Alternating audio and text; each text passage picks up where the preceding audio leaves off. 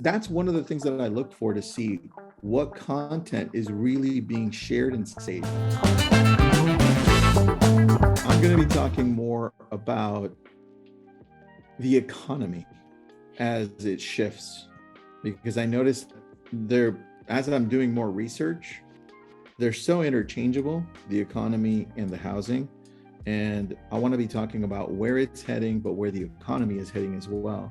So you may start seeing a shift along the way when it comes to that. And one thing that I just started doing are duets. So I'm duetting a lot of these people that are talking about the economy and the market, but I'm picking ones that have already gone viral. And I'm noticing that not enough people are doing that. They're not duetting these amazing videos. So that gives me an opportunity. I've done that a few times over the last 2 weeks, and I already have 2 videos that have gone viral because of it.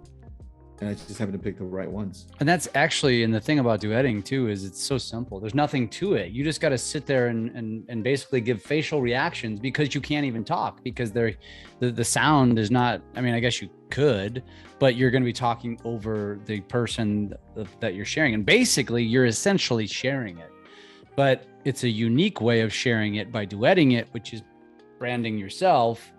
And it's kind of a win. I've never really thought about it. I mean, to me, sometimes they're a little cringy, but at the same token, that's something you just got to get over and be like, screw it. It doesn't matter, because so for me, I should be duetting social media tip type videos.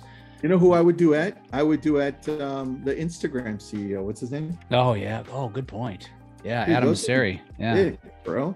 Yeah, it's a good idea. And the only problem is that when we duet on Instagram, it's not the same, obviously, right? TikTok does everything better on the editing side, except one thing. That's importing sounds. Importing sounds, Instagram wins. But everything else on the editing side, duets. Well, I'll take it back. Instagram has really good captioning too.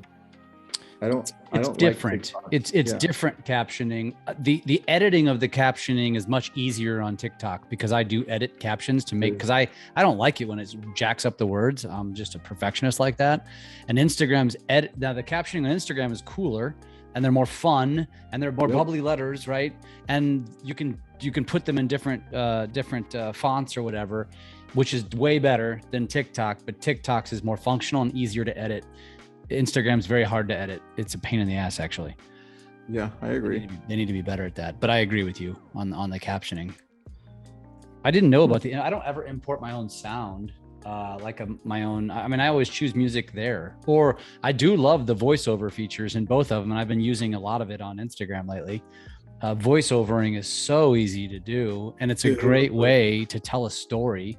I'm going to start doing more of that, like creating videos, and instead of talking you through the video like I've been doing, I'm going to start telling us, like, I'm going to upload my Wimbledon one soon, and I'm going to tell the story of how we got into Wimbledon, which should be fun rather than what I've been doing on my video. Well, I think it'll be more fun. We'll see. Dude, I'm watching you blow up on Instagram all of a sudden. It's kind of cool to see. Can't figure it out, but I'm not, my followers aren't really growing. I'm just getting a lot more engagement, but it takes engagement to grow followers. You know what? So do this with me while we're on. Open up your Instagram. Right. So nobody's going to see it. So, but walk me through it. Open up your Instagram. Go to the last post that you did, which was the mindset shift occurs. The one that you might need to trash some friends. That one, which I loved. Go to that one and take a look at the insights on the 3 buttons, on the 3 dots. And then I'm looking for 2 specific things. I'm looking for the little paper airplane for shares, and I'm looking for bookmarks for saves. That's pretty good. What were they? 13 and 19. Dude, 13 shares, 19 bookmarks. That's really good. That's what I'm looking at when I look at my reels and I go to this. That's what's really determining what I'm posting. Because I go back, there was a Ylopa one that I did where I'm saying, hey, you all suck at converting online leads. And I look at that one on my insight. I wish insights were available for everybody, by the way, so we could see everybody's insights. But if I look at that one, only had 2,000 views. Okay. But it had 67 shares and, Wow. and 34 saves. Wow. And I was like, okay, so people want more of this. Yeah. So that's one of the things that I look for to see what content is really being shared and saved. Because if it's not being shared and saved, the views are cool, but you know, it'll just pop your thing in front of people and they'll be like, oh, that's funny. And they'll scroll. Yeah. And they're actually probably not watching but a few seconds of it. Whereas if they're sharing it or saving it, that's a clear indication that they're consuming the majority of it. You got it, buddy. It's like the Bud Light, Busch Light, Mountain Dew one. That one got 56 shares. That tells me that people were sharing that with friends saying, we need to try this, basically, is what it was. Yes. No. Dude, that's what I'm looking at. So there was one I did 2 days ago on real estate and recession.